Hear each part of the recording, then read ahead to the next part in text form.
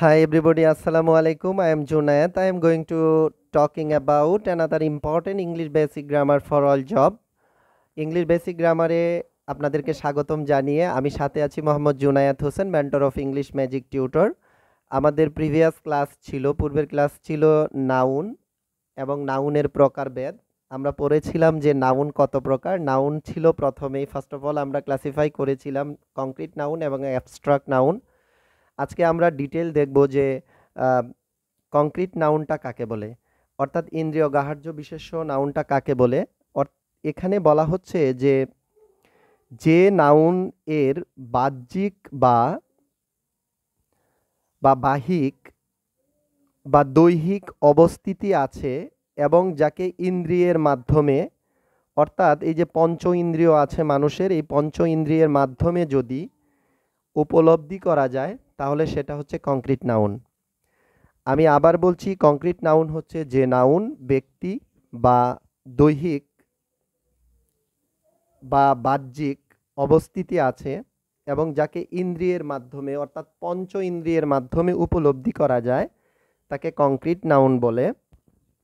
আমরা কংক্রিট নাউনে প্রথমে যে এক্সাম্পলটা অ্যাপ্লাই করেছি, এখানে দেয়া আছে Tashrif, this is one kind of concrete noun.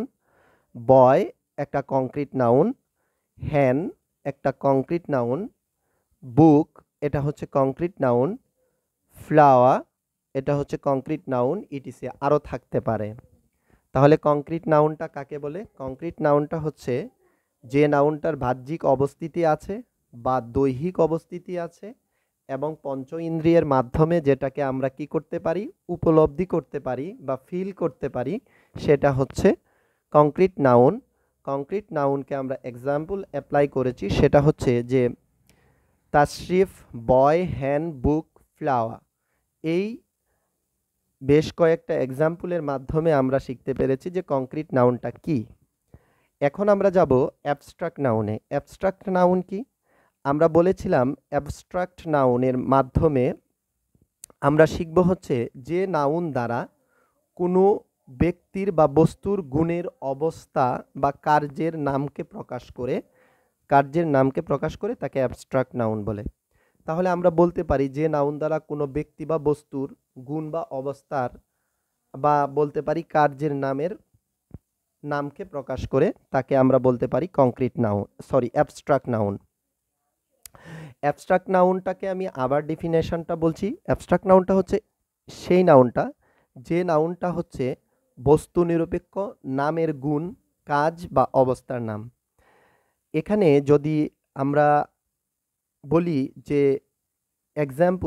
এক্সাম্পলে হচ্ছে যে অ্যাবস্ট্রাক্ট নাউন চেনার জন্য কিছু গুরুত্বপূর্ণ ইন্ডিকেটর, যে সকল ওয়ার্ডগুলোর শেষে এই শব্দগুলো যুক্ত থাকবে সেটা হচ্ছে অ্যাবস্ট্রাক্ট নাউন।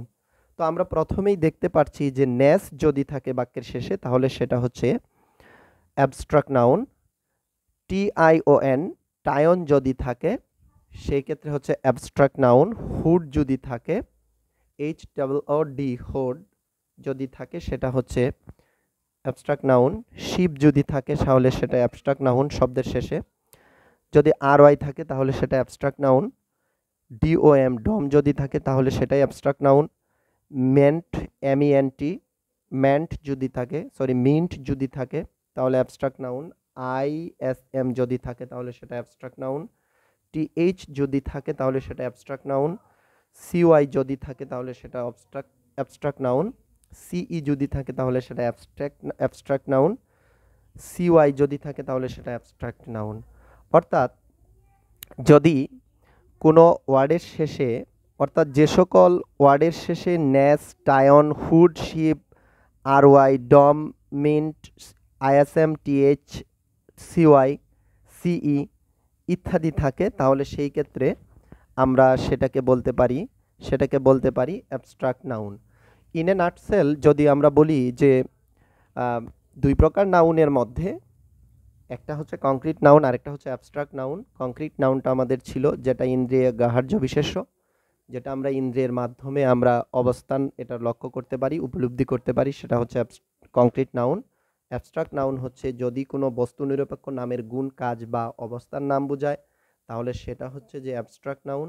আর অ্যাবস্ট্রাক্ট নাউনটা চেনার জন্য আমরা কিছু ইন্ডিকেটর অ্যাপ্লাই করেছি, যে ইন্ডিকেটরগুলি যদি কোনো ওয়ার্ডের শেষে থাকে তাহলে সেটা হচ্ছে abstract noun. Thank you very much.